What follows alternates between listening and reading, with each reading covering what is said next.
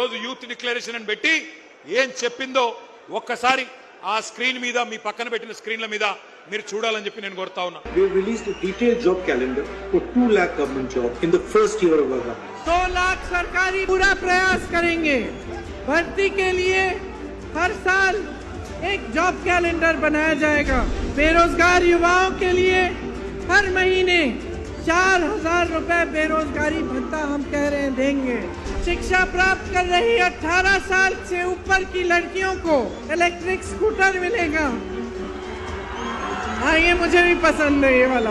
SC, ST, OBC, minorities और EWS के जरूरतमंद बच्चों के लिए फीस का रीइंबर्समेंट किया जाएगा। అదే విధంగా విద్యా ఉపాధి అవకాశాలను మెరుగుపరిచేందుకు వాళ్ళ సమస్యల్ని వినేందుకు యూత్ కమిషన్ ఏర్పాటు చేయడం జరుగుతుంది.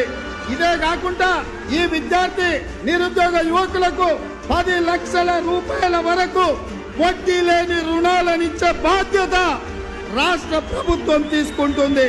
తెలంగాణ రాష్ట్ర ప్రభుత్వంలో రాయితీలు పొంది ఇతర రాష్ట్రాలకు సంబంధించిన ఉద్యోగాలు కల్పిస్తున్న పరిశ్రమలలో 75% స్థానిక నిరుద్యోగ యువకులకే ఉద్యోగ అవకాశాలు ఇచ్చే విధంగా చట్టాన్ని తీసుకొస్తాం.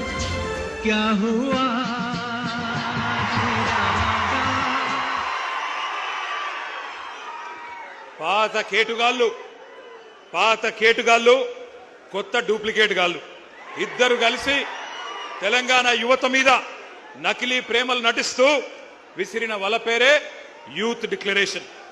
ఈ యూత్ డిక్లరేషన్ లో 24 హామీలు తెలంగాణ యువతకు కాంగ్రెస్ పార్టీ ఇచ్చింది. నేను అడుగుతా ఉన్నా, ఇక్కడికి వచ్చిన మా తమ్ముళ్లను మా చెల్లెలను, ఒక్కటన్నా నెరవేరిందా? ఒక్కటన్నా నెరవేరిందా? సౌండ్ వినబడతలేదు. ఒక్క హామీ అన్న నెరవేరిందా? ఏడాదిలో 2 లక్షల ఉద్యోగాలు వచ్చినాయా? ప్రైవేట్ కంపెనీల్లో 75% రిజర్వేషన్ వచ్చిందా? కాలేజీ అమ్మాయిలకు స్కూటీలు వచ్చినాయా? యువతకు 10 లక్షల రుణాలు వచ్చినాయా? ఫీజు రీయింబర్స్మెంట్ పైసలు వచ్చినాయా? 4 ట్రిపుల్ ఐటీలు 3 యూనివర్సిటీలు వచ్చినాయా? నెలకు 4,000 నిరుద్యోగ భృతి వచ్చిందా? 10వ తరగతి పాస్ అయితే 10,000 వచ్చిందా? 12వ తరగతి పాస్ అయితే 15,000 వచ్చిందా?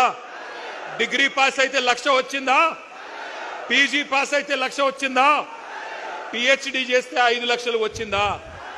మరి ఏమొచ్చిందని నేను అడుగుతా ఉన్నా. ఈ పార్టీకి ఓటేస్తే నేను